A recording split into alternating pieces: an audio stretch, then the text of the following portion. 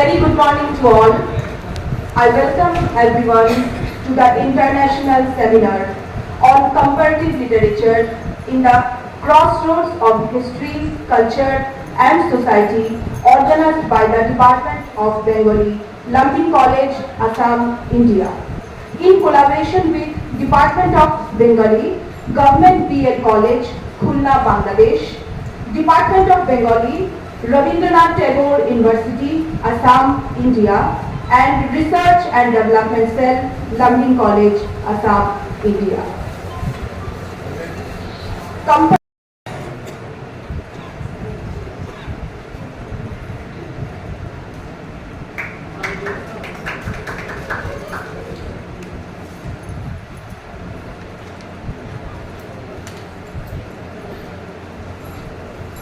মঞ্চে উপবিষ্ট ডক্টর সঞ্জয় দে, বাংলা বিভাগ, নগাঁও কলেজ অটোনোমাস, স্যারকে বরণ করে নেবার জন্য আমি অনুরোধ জানাচ্ছি লাম্বিং কলেজের বাংলা বিভাগের অধ্যাপক শ্রী অঞ্জন পালকে।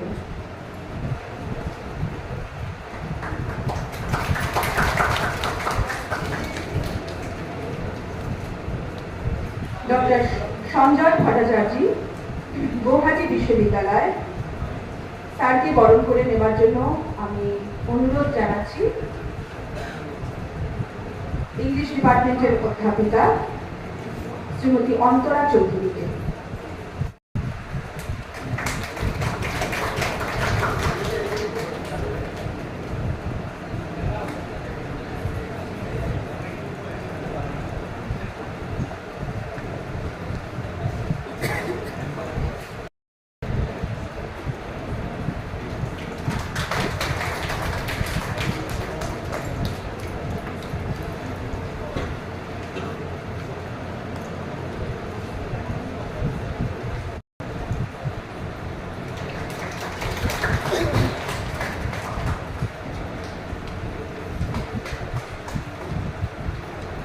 লাম্বিং কলেজের অনুরাধা চৌধুরী ম্যাডামকে বরণ করে নেওয়ার জন্য আমি অনুরোধ জানাচ্ছি বাংলা বিভাগের অধ্যাপিকা তথা সেমিনার অর্গানাইজিং কমিটির কোঅর্ডিনেটর ডক্টর জাহ্নবী দাস ম্যাডামকে।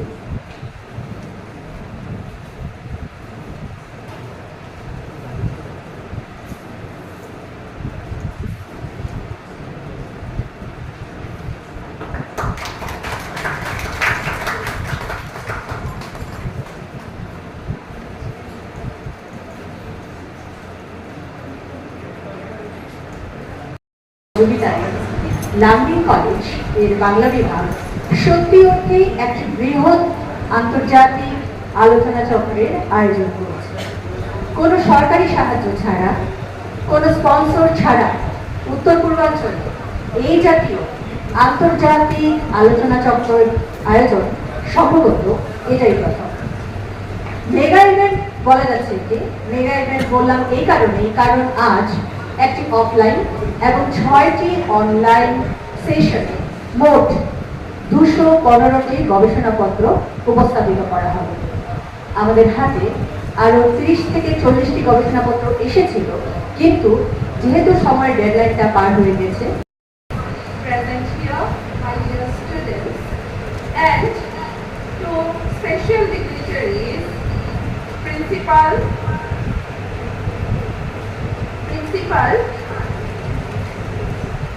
Government B.Ed College, Khulna, Bangladesh, Professor Sharif Hatimuzzaman, and others who are connected with us at this moment online. It's a matter of great pleasure and proud privilege on my part to welcome and address such an august gathering of academicians and scholars assembled here on the auspicious platform of Lumpin College from across the country and beyond to participate and present papers in the long-cherished international seminar organized by Department of Bengali, Lumpin College, Assam, India, in collaboration with the Department of Bengali, Government B.Ed College, Khulna, Bangladesh, Department of Bengali, Rabindranath Tagore University, Khulna, by Assam, India, and Research and Development Cell, London College, on an emerging topic entitled Comparative Literature in the Crossroads of History, Culture and Society in Blended Mode, which is going to bridge the so-called geographical distance across the borders and create a milestone in the academic arena of not only the সেটা সকলের হয়ে উঠে কাজে যেখানেই যিনি লিখেছেন সেই সাহিত্য যদি সেটা সাহিত্য পদবাচ্য হয়, আমরা ভারতীয় পরিভাষায় বলি যদি রসাত্মক হয় তাহলে সেটা সকলের। তো তুলনা কেন? হ্যাঁ, এই প্রশ্নটা আসবে যে রসের ক্ষেত্রে তো তুলনা হয় না, যদি সেটা শৃঙ্গার রস হয়, সেটা আমেরিকারই হোক, ইংল্যান্ডের হোক, যে কোনো ভাষার হোক, তার মধ্যে তুলনার প্রশ্ন আসে। তবে তুলনা কেন? তুলনা এই জন্য যে রসে পৌঁছাতে গেলে তার আগে কিন্তু রয়েছে শব্দে সমর্থমান, হ্যাঁ, হৃদয় সম্পাদন, সুন্দর বিভাবানুভাব সমুদ্রিকা। এই যে বিভাব, অনুভাব, শব্দ, অর্থ, হ্যাঁ, এগুলোর তুলনা। এই তুলনার মধ্য দিয়ে আমরা কি পাই? এই তুলনার মধ্য দিয়ে আমরা এক বিশেষ সংস্কৃতির সঙ্গে আমাদের সংস্কৃতির তুলনা হয়, বিশেষ ভাষার সঙ্গে আমাদের তুলনা হয়, বিশেষ জীবনের যে দৈনন্দিন যে ব্যবহার, তার যে চলমানতা, তার সঙ্গে আমাদের তুলনা হয়। আমি একটা উদাহরণ দিতে চাইছি। এই তুলনামূলক আলোচনার ফলে কিভাবে আমরা উদ্ভাসিত হয়ে উঠি, আমি একটা উদাহরণ দিচ্ছি। আমরা জানি যে পৃথিবীর প্রাচীন, মানে সেই প্রাচীনকালে আমরা চারখানা মহাকাব্য পাচ্ছি। তার দুখানা হচ্ছে ভারতবর্ষ, রামায়ণ এবং মহাভারত, আর দুখানা হচ্ছে গ্রীষে আমরা পেয়েছি ইলিয়াড, ওডিসি। এবং এই চারখানা মহাকাব্যের মূলে রয়েছে যুদ্ধ পদ্ধতি। তফাৎটা দেখুন যে সেখানে দুটা ইয়ের মধ্যে যুদ্ধ হচ্ছে, কিন্তু গ্রীষের যে লিখলেন ইলিয়াড, ওডিসি, হোমার লিখলেন, সেখানে ইলিয়াড মহাকাব্যে কাহিনীটা শেষ হচ্ছে যুদ্ধ শেষ হওয়ার সঙ্গে সঙ্গে অ্যাকিলিস সে তার শত্রুকে কি করেছেন? যুদ্ধে পরাজিত করে ঘোড়ার লেজে বেঁধে শহর পরিক্রমা কাছ থেকে, ফিনল্যান্ডের কৃষকদের কাছ থেকে একটা কাহিনী, গাথা কাব্য, একটা বেলার আবিষ্কার করে, যার নাম ছিল কালেভেলা। পরবর্তীকালে কালেভেলা গিলগামেশের মতো মহাকাব্য হিসেবে বিবেচিত হয়েছে। অর্থাৎ পৃথিবীর চারটে মহাকাব্যের সঙ্গে আরো যে সমস্ত ব্যাবিলনীয় বা মহাকাব্যগুলো কোনো সাহিত্যের শ্রেণী নয়, এটা দু ধরনের কিংবা ততোধিক, দুই অথবা ততোধিক বিষয়, সাহিত্য বিষয়ের তুলনা করার জন্য একটা নির্দিষ্ট পদ্ধতি মাত্র, এটা স্বীকার করে নেওয়া উচিত। এটা যদি স্বীকার করি তাহলে আমাদের তার পরের প্রশ্ন যেটা আসবে সেটা আমাদের অমৃত চক্রবর্তী স্যার কিছুটা করেছেন, আতিকুজ্জামান স্যারও কিছুটা করেছেন, সঞ্জয় দে স্যারও কিছুটা করেছেন, যে আমাদের তুলনামূলক পদ্ধতির প্রয়োজনীয়তা কতটুকু কিংবা কেন, এর প্রয়োজনীয়তা কি। আমাদের যে এই তুলনামূলক সাহিত্য এই নিয়ে মারা গেছে, উনি সবাই চেনেন ওনাকে। যেমন যদি রাহিনী ওরা ব্রাহ্ম ছিলেন, ওরা যখন গিয়ে শিলং শহরে ওনার মা সুবর্ণপ্রভা, ওনার দিদিমা সারদা মন্ডলী শিলংয়ে 3টা স্কুল প্রতিষ্ঠা করেছিলেন। ওইখানে Shillong rail road girls school, Bengali Laban Bengali girls school এবং লেডি ইন গার্লস স্কুল, 3টা স্কুল প্রতিষ্ঠা করেছিলেন। ওরা যেহেতু ব্রাহ্ম ছিলেন, ওদের তো সেই হিন্দুদের মতো মানে পাঁচ বিচারটা ছিল না, তো যার জন্য হিন্দু আপার কাস্টরা ওদের বাড়িতে কিচ্ছু খেত না এবং ওদের বাড়িতে এসে ভেতরে ঢুকতেন না। এবং উনি বলতেন যে যেহেতু ওরা পিকনিক করতে যেতেন পিকনিক কুকার নিয়ে, সঙ্গে খাসি মানুষরা যেত, এবং যেহেতু ওরা খাসি মানুষের সাথে মানে গরম পাইলে সোহাগ জল মাতে, আপোনালোকে জানিব নিশ্চয় সোহাগ জল, দুটা বাটিত পানী লৈ ইটো বাটিৰ পৰা সিটো বাটিত এচামুচকৈ মাপে। তাৰপিছত সন্ধ্যা তোলাৰ নিয়ম আছে। সন্ধ্যা এটা এৰমেটিক ৰুট, সুগন্ধিযুক্ত ৰুট মাহ হালধিৰ লগত পিচি কইনাৰ মানে গাত ঘঁহা হয় বা দৰাৰ গাত ঘঁহা হয়, দিনটো যাতে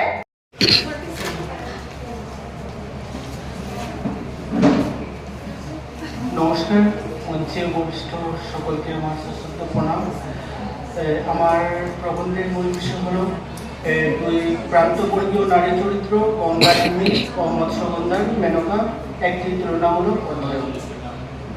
যেহেতু আমাদের খুব কম সময়ের মধ্যে বলতে হবে, সেটা আমি দু একটা লাইন মধ্যে আমি বলে দিচ্ছি যে প্রাচীন ভারতবর্ষ হোক বা আধুনিক সমাজের একটা বৃহৎ জনগোষ্ঠীকে প্রাপ্ত করে রাখার কৌশল গ্রহণ করা হয়েছিল সর্বকালে। আর যুগে যুগে সেই কৌশলের পরিভাষার বদল ঘটলেও সেই ফিলসুফির উপর আলো দিয়ে পড়েনি কখনো। বিশেষ করে ক্ষমতার যখন বিকেন্দ্রীকরণের প্রসঙ্গ আসে তখন অন্যান্য সামাজিক বৈষম্য মাথা ছাড়া দিয়ে ওঠে, সেটা হলো লিঙ্গ বৈষম্য। এখানে পুরুষ প্রাধান্য বজায় রাখার জন্য পুরুষ উচ্চবর্ণ, নারী অবহেলিত। নিম্নবর্গীয় নারীর আত্মপ্রতিষ্ঠার সর্বপ্রথম উল্লেখ পাওয়া যায় মহাভারতের সত্যবতীর প্রসঙ্গ, বাংলা ভাষার প্রাচীনতম নিদর্শনে, অন্নদামঙ্গলে এবং বিভিন্ন গ্রন্থে। যুগ যুগান্তর ধরে হয়ে চলা সামাজিক অবহেলার কথা অস্বীকার করতে পারেননি এই যুগের সাহিত্যিকরাও। আধুনিক গল্প উপন্যাসের মধ্যে তীব্রভাবে ফুটে উঠেছে এই সমস্ত সামাজিক বিভেদের জীবন্ত চিত্র। বাংলা ও অসমীয়া বহু উপন্যাসে নিম্নবর্গীয় সমাজের কথা বিশেষভাবে আলোচিত হয়েছে। সেখান থেকে আমার গবেষণা নিবন্ধে সমরেশ বসুর গঙ্গা ও হোমেন বরগুহাইয়ের মৎস্যগন্ধা উপন্যাসকে নির্বাচন করে দুই নিম্নবর্গীয় নারী হিমি ও মেনকার আত্মপ্রতিষ্ঠার সংগ্রামের স্বরূপ থেকে তুলে ধরার প্রয়াস করা হয়েছে। গঙ্গা উপন্যাসে হিমি চরিত্রের মাধ্যমে উপন্যাসিক হিমির সঙ্গে নদীর মিল খুঁজে নিতে চাইছেন। নদীর মতোই হিমির নারী সত্তায় তার মধ্যে রয়েছে বর্ষার জলের প্রতীক্ষা, যে জল ভরে দেবে তার সূক্ষ্ম জীবনের খাদ। অন্যদিকে হোমেন বরগুহাইয়ের মৎস্যগন্ধা উপন্যাসে মেনকার মাধ্যমে ঔপন্যাসিক উচ্চবর্ণের বিরুদ্ধে বিদ্রোহকে তুলে ধরার প্রয়াস করেছেন। গঙ্গা উপন্যাসটি মূলত লড়াই করে বেঁচে থাকারই কাহিনীমালা। প্রকৃতি এবং মানুষের সঙ্গে মানুষের লড়াই করে বেঁচে থাকার নামই যে জীবন, সে কথায় বারবার স্মরণ করিয়ে দিয়েছেন গঙ্গা উপন্যাসের মাধ্যমে।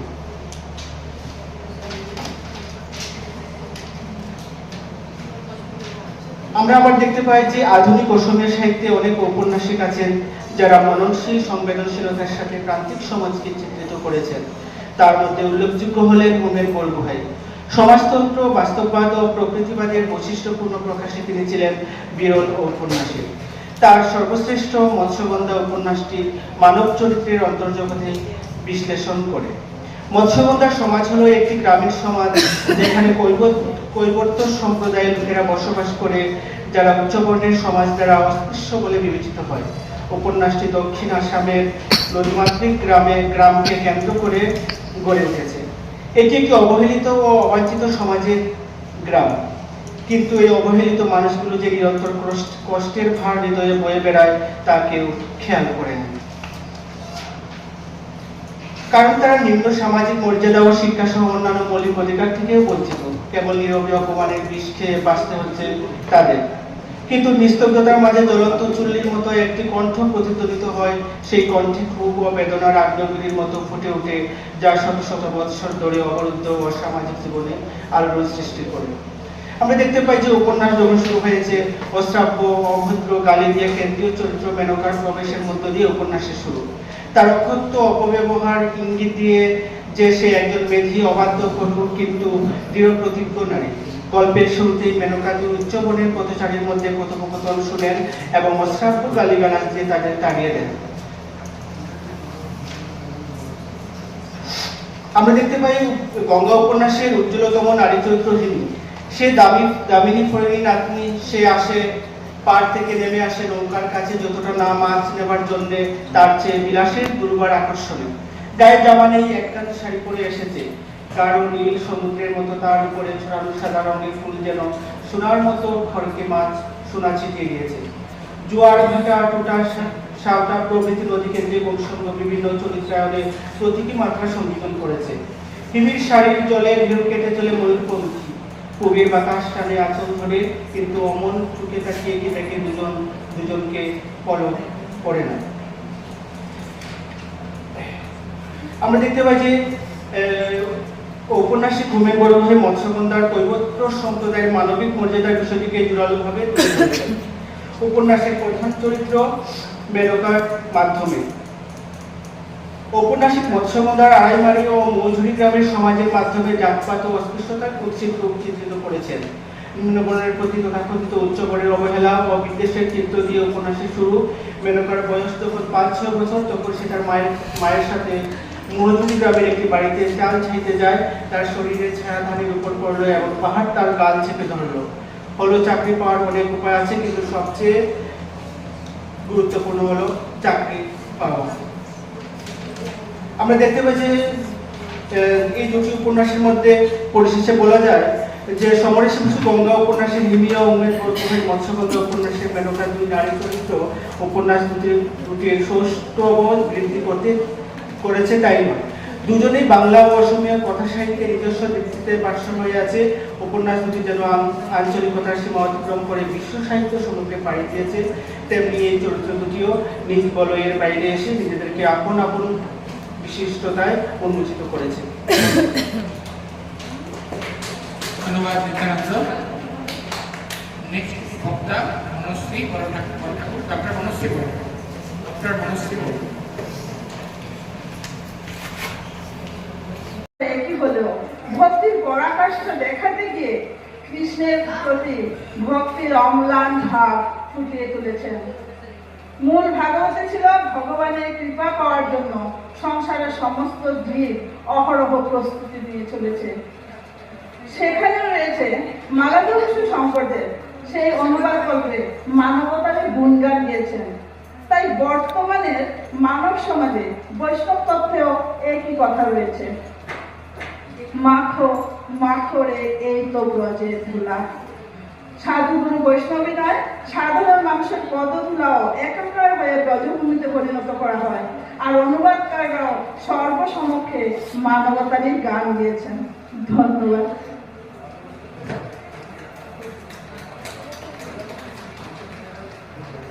যেখানে পরিবারের সকলেরা একসঙ্গে রয়েছে, সেখান থেকে তারা ধীরে ধীরে দিন মজুরে পরিণত হচ্ছে। যে ইন্দ্রনাথ অন্যতম চরিত্র বাড়ির পরিবারের কর্তা, তিনি একসময় নিজের সেই চাপে মধ্যবিত্ত সমাজ নেমে যাওয়ায় দিন মজুরে পরিণত হয়েছে। নিজে শেষ পর্যন্ত দেখা যায় সংসার চালাতে না পেরে নিজে মৃত্যুকে আলিঙ্গন করে নিয়েছে। আমরা অন্যদিকে অসমীয়া যে নাটকটা বেছে নিয়েছি, সেখানে নাট্যকার রক্তধর চৌধুরী তার নাটকের নাম দিয়েছেন ঠিকানা। এই ঠিকানা प्रस्तुत किया था समाज को लेकर, जाति को लेकर, राजनीति को लेकर, अर्थनीति को लेकर।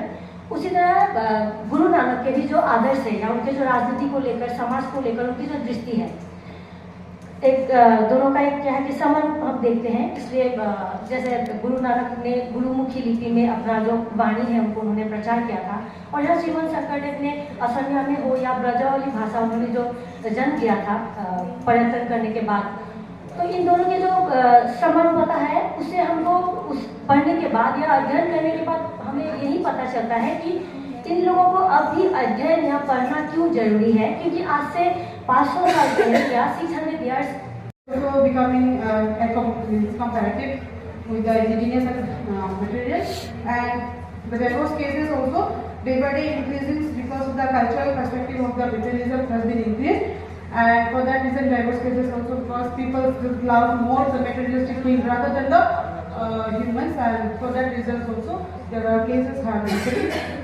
Science and technology also help the girl child to promote this education through an extensive way. Sitting inside a four wall, now there has online education, people can achieve higher education skills, but these also comparison with the indigenous, and materialism here comes ahead. And transport and communications also, where people are well advanced and they are coming from all the dark. Methodology also, and directly I am going to the topic. Symbiotic relation between literature and politics. The relation between literature and politics is deeply symbiotic, each influencing and shaping the other in different ways. Politics can influence the dissemination of literature through mechanisms such as funding, education, and media coverage. Government agencies, foundations, and cultural institutions often provide grants and subsidies to support literary endeavors, shaping which voices are heard and which stories are told.